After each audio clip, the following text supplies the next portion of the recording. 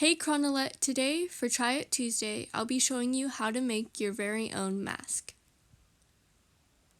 So in order to make a mask, you'll need fabric, scissors, a pencil, a ruler, an iron, a sewing machine, some type of string to wrap around your ear. I'm going to use elastic, but you could also use things like ribbon or a headband.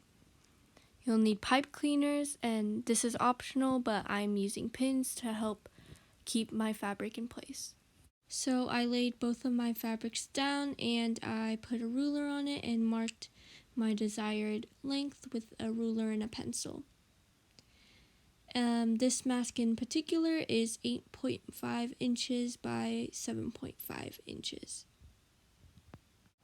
So I began cutting along the marks that I made, and I took both of the fabrics and I put them on top of each other and realized they didn't match up, so I began trimming the edges so that they would. With the fabrics stacked on top of each other, I put them under the sewing machine and began sewing them together. I was sewing along the 8.5 inch line, which is the longer side, and I did this for both sides. Now, having sewn both sides, we get to choose which part of the mask we want to be on the bottom. I decided this part was going to be, so I folded a little part of the mask over and I started sticking pins in it so I have a constant straight line for our edge. Once you're done sticking all the pins in, you're ready to sew. So you just sew along that line and make sure you take out the pins before you put it under the needle. We'll have a folded side and an unfolded side. We're taking this unfolded side, and this is the top of the mask. In this we'll put a pipe cleaner, and this is where like the bridge of our nose will be. And while we're sticking pins into this, we'll use a straw instead of the pipe cleaner. We're gonna wrap this straw inside of the mask and then make sure to tuck it. Make sure everything is nice and snug. We'll take some pins and we'll stick it right underneath the straw. Once we do this, we'll continue down the line, making sure everything is straight. So once all the pins are in, we're going to take out the straw and sew along that line.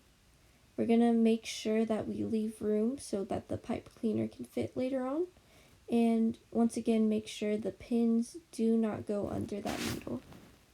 So my sister helped me with this next part, and it's with making pleats.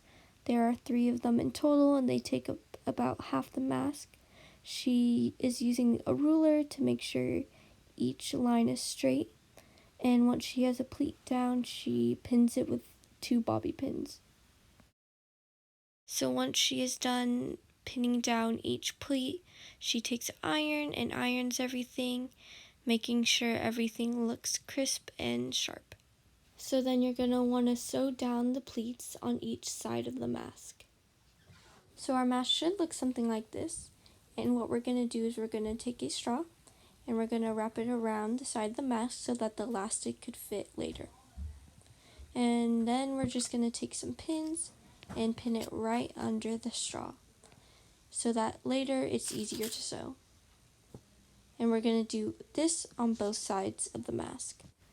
Take out the straw and begin to sew. And once you are done with that side of the mask, do it on the other side as well. After that, we just fished a 12-inch piece of elastic through the hole. And after that, we just tied a knot, as you can see here. We kept on pulling the elastic and pushing it into the hole so that the knot could be hidden.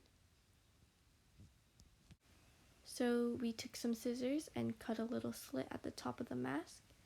And once we were done with this, we put a pipe cleaner in it and we cut off any of the excess showing. So this turned out to be the final outcome of the mask. I hope you learned something new. I hope you had fun watching. Stay safe, Coug Nation. Roar.